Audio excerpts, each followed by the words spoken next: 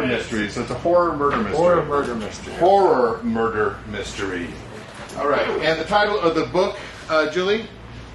The Cromulent Confectioner. Say it again. The Cromulent Confectioner. The Cromulent Confectioners. All right. Rob, take it away. The Cromulent Confectioner, a horror novel by Rob. Chapter 1. It is early morning, 3 a.m. at the Right Made Bakery in downtown Waterloo. Fred the baker is opening up for the day to make the donuts.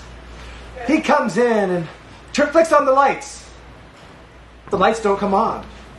He flicks the switch again and again, trying to get the lights to come on. Fred realizes, oh, it must be a breaker that is out in the back. The breaker's box is downstairs. He goes down the stairs, but he hears a noise from the basement. The noise gets more and more horrifying the closer he gets.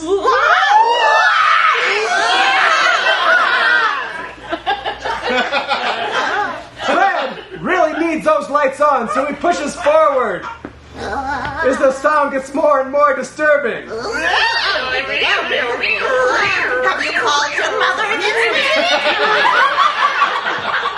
Fred flips the breakers, the lights come on, and he sees the most horrifying sights of his entire life. Hi, honey. Fred screams! Ah! Mom, what are you doing here? I was just making sure you got up early enough to make the donuts. Oh, my God. Oh. Pay no attention to the fact that I died 10 years ago. I forgot that for a second. Yeah. Fred's mom offers him breakfast. I made you breakfast. Would you like some pancakes? Wow. He eats the breakfast. Chokes. And keels over dead.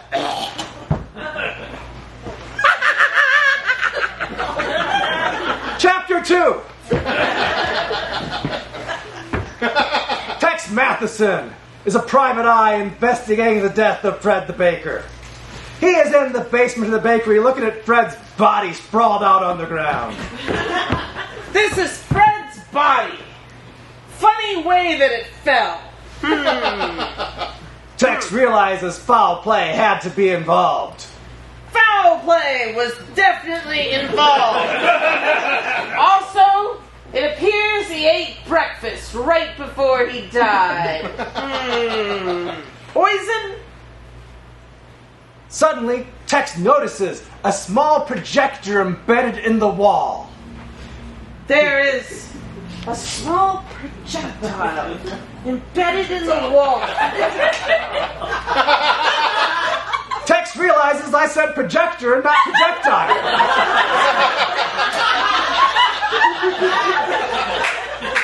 This projectile has nothing to do with this case. Sure, it's a bullet. But I'm going to ignore that.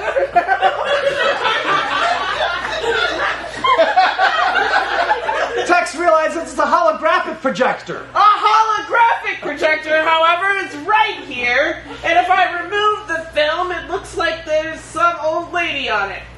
She turns it on and sees the projection of Fred's mom. Hi, honey. Good morning. Uh-oh.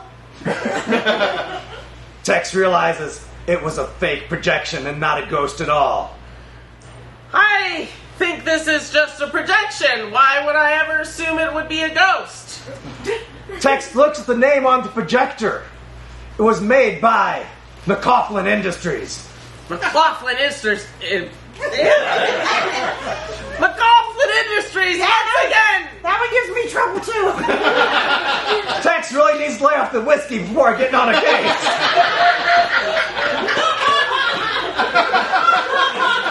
I gotta stop drinking. Tex decides he has to pay McCaughlin Industries a visit to solve the case. I gotta visit these guys. Chapter 3. Tex Tex walks into McLaughlin Industries with a bottle of scotch in his hand.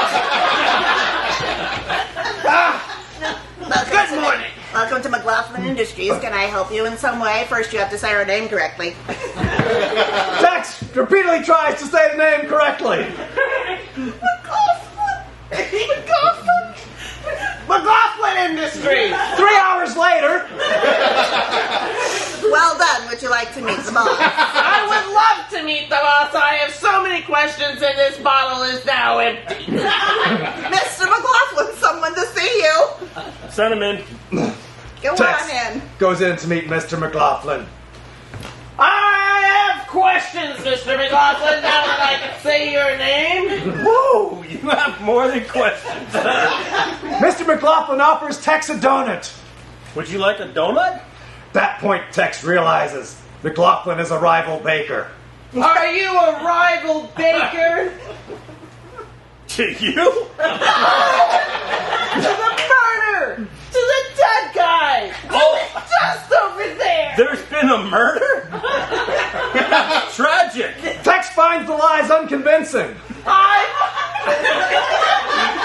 A murder is no laughing matter, sir. That's why you shouldn't drink before you come into work. I gotta pull it together! I am very, very You're doing a fantastic job, sir. You Yes. make projectors. And donuts. I multitask. McLaughlin Industries is a major multinational corporation that makes almost everything. If you make almost everything, do you also make breakfasts that could kill? Well, McLaughlin knows the jig is up and pulls a gun.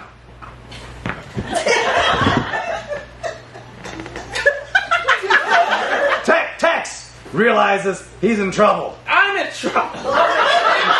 You are one short detective. Suddenly, Millie, the secretary, opens the door and knocks McLaughlin over. Oh my God, a force kick. Tex picks up the gun, points at McLaughlin, and says a cunning line as he takes him away. Oh, wait. You're coming with me. Oh, that was good. Never heard that one before. The end.